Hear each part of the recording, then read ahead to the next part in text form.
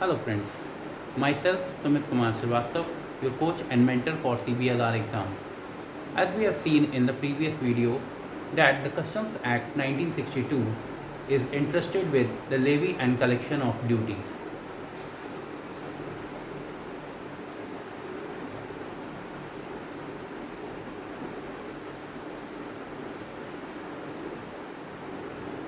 Now are collected these duties are collected for the management of our country, India, the sovereign democratic republic. Now, this Customs Act 1962 has several terms and definitions that are defined under Section 2. We will be taking up these topics often when we will be discussing several topics in details. For the purposes of today's video, we will be taking up import and export. Now, import. As we talk about import, it takes place at several of the customs port and stations. These customs port and airports and customs stations are defined under subsection 10, 11, 12 and 13. Customs port and the airports are appointed under section 7 of Customs Act. All these terms have to be understood in collectivity. However, all these sections are at different places. So as and when these topics will be referred, these sections will be referred randomly. Now, when we come to the import of goods, there are several other things like entry of the goods. Entry of the goods takes place in the bill of entry for import and shipping bill for the export. And the several officers of customs, they are appointed under section 4 and specifically section 4.1 is also referred several times in the examination. Now, when we talk about import,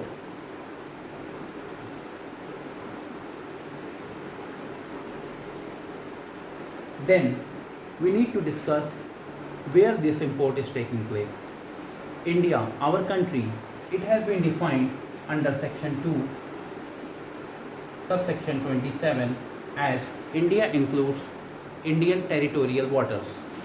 Now we will understand the concept of Indian territorial waters in more detail. Also, under section 2, subsection 28, it has been defined that what all covers Indian customs water. Indian customs water extends up to 200 nautical miles, which includes exclusive economic zone of India. Exclusive economic zone or exclusive Indian economic zone, which extends up to 200 nautical miles. Now, we must understand what is this nautical miles, as we generally refer distance in kilometers.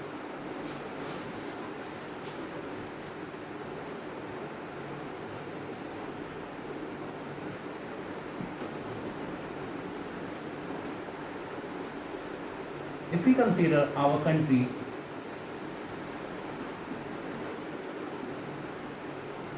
like this, then if this is the baseline,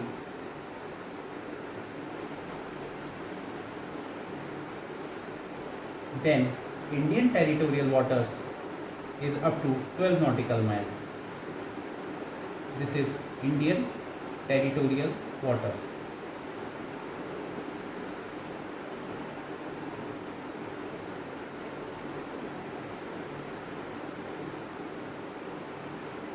Another 12 nautical miles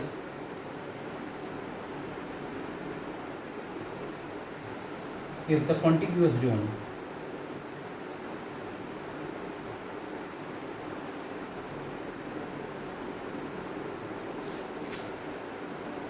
Another 176 nautical miles. This is exclusive India economic zone or exclusive economic zone of India. This total distance of 200 nautical miles is the Indian customs water. Now nautical miles. Why do we measure this distance in the nautical miles? Why not in kilometers?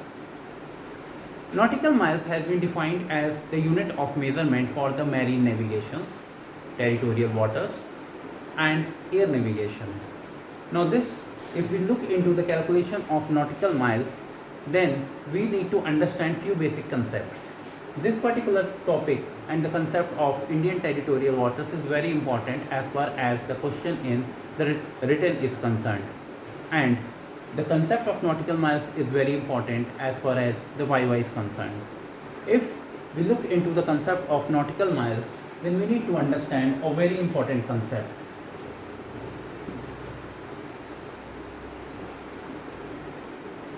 This is our earth, these are our poles, and this is the equator line. This is 90 degrees. The entire circumference of the earth is 40,000 kilometers. This particular quarter becomes 10,000 kilometers, and one particular degree when divided by 60 becomes 1 minute. This particular 1 minute of latitude refers to the nautical miles. So this nautical miles is 10,000 kilometers divided by 90 degrees and 1 by 60, 1 minute. This becomes 1852 meters. This is 1 nautical mile. Approximately 1.852 kilometers is equal to 1 nautical mile. That is used to measure the distance from the baseline of India as how much water is belonging to the Indian territorial waters and the Indian customs water. Hope this concept is quite clear to you. You can rub this. Now proceeding ahead for the import. For the purposes of import, we look into the concept of section 12.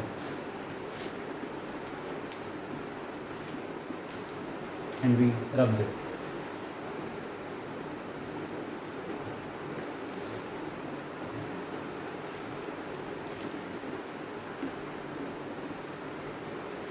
Section 12 says dutiable goods.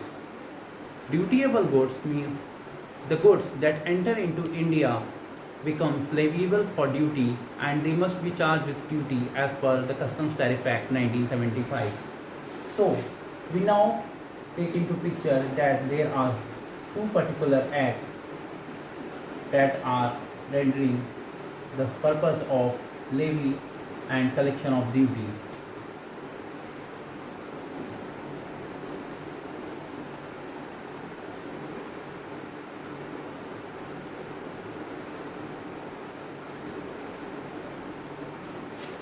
Customs Tariff Act 1975. This defines the duties, the types of duties and the rate that has to be charged. Now, for the purposes of these acts, the taxable event is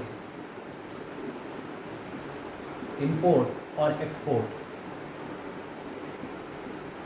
Taxable event is either import or export. Now we will be taking up these concepts in detail. What is import?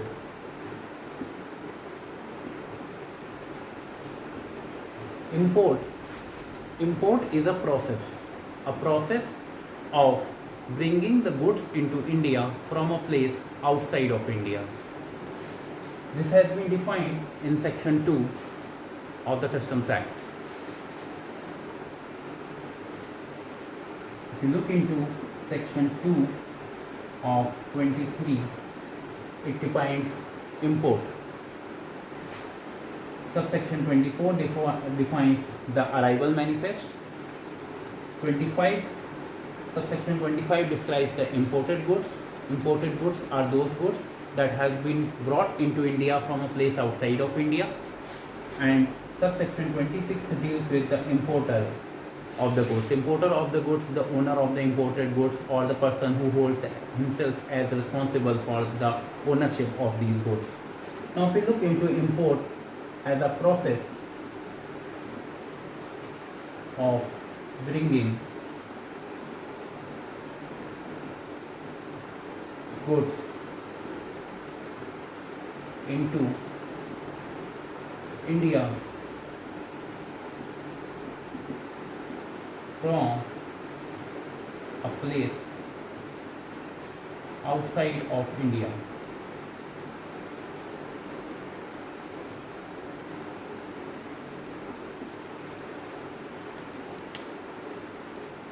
Now, a very important fact comes in picture is the origin of goods is outside of India.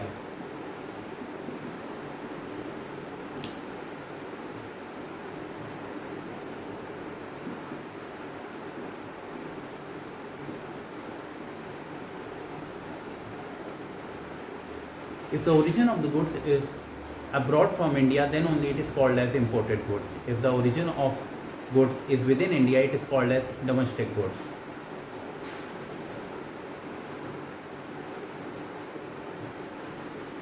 When do we consider that the import has started? Once the goods enter into the Indian territorial waters, then only we consider as the goods have been imported and the goods import process has started. Import starts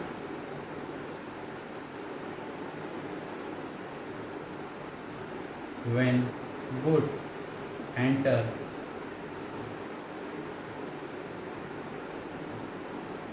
into Indian territorial waters, that we have discussed earlier. The 12 nautical miles from the baseline is Indian territorial waters. So once goods enter into the Indian territorial waters, then we consider that the import has started. Further moving into the concept, reading it. Import continues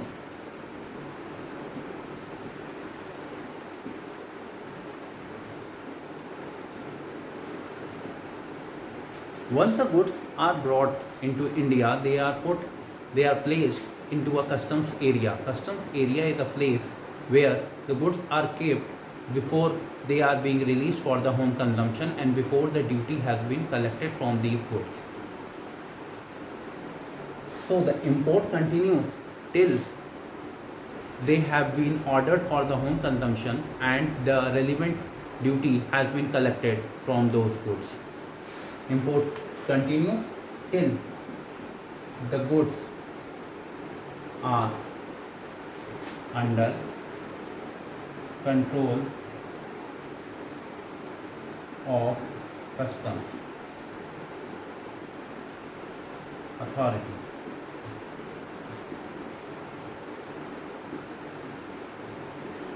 When does we consider that the import has finished? Import is complete once the duty has been collected on those goods and the order for removal of those goods for the home consumption has been given.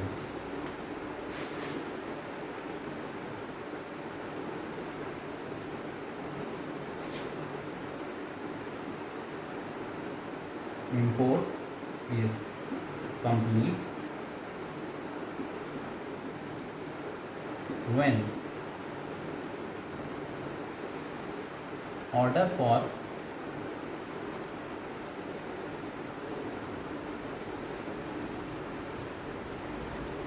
removal of goods for home consumption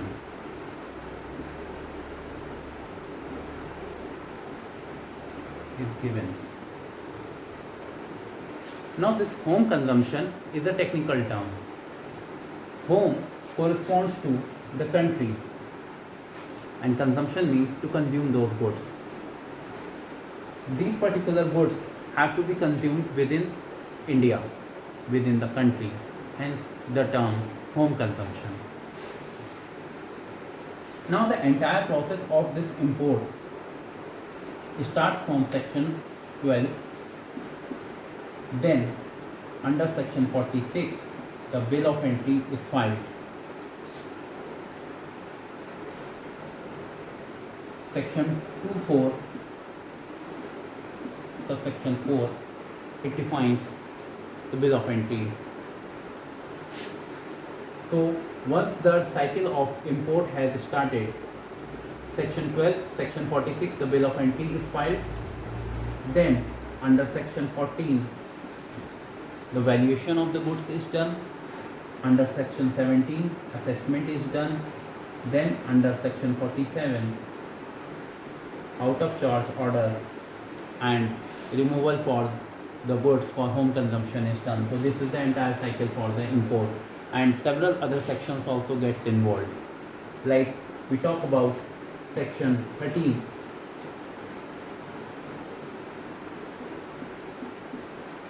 Duty on pilfered goods. If the goods are unloaded but it has been pilfered before the order for the removal of these goods for the home consumption has been given, then no duty has to be paid.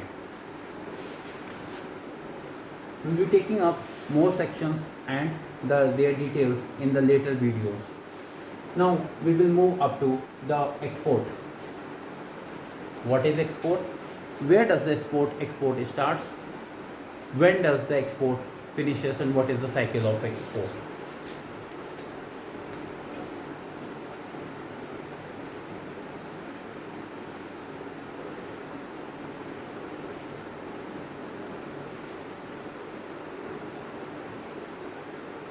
Section 2 of subsection 37 deals with the export and defines the shipping bill of export, and the other things are also defined in the section 2. Now export.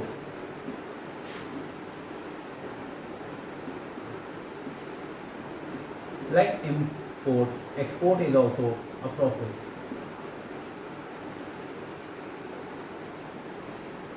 A process of taking the goods out of India to a place that is placed out of India. A process of taking goods out of India to a place out of India.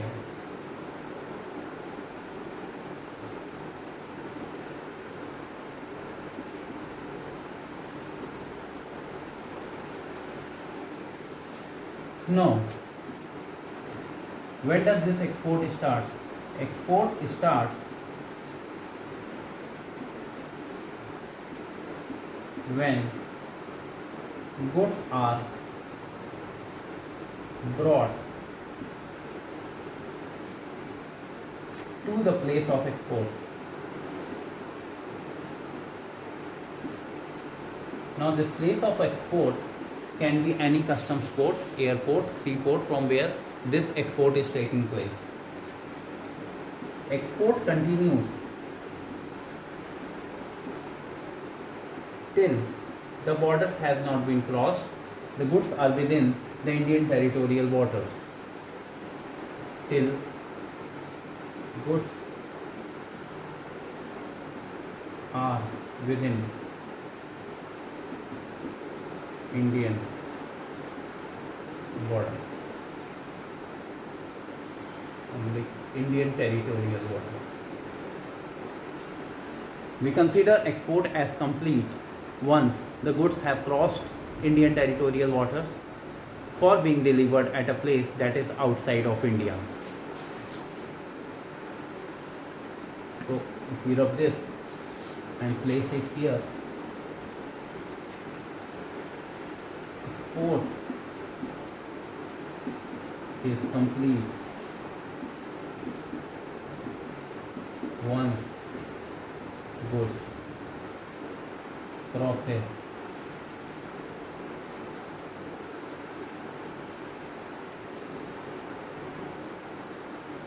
Indian territorial waters for being delivered to a place outside of India.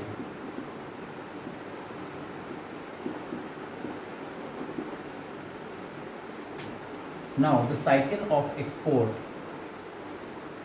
starts with section 50 by filing the shipping bill, and in section 51 when the let export order has been given, and several other sections that gets involved in between. Now, these export and import of goods take place for the goods that itself has been defined in section 2 subsection 22, that the goods include baggage, stores, vessel, aircraft or vehicle, currency and the negotiable instruments, and any other movable goods.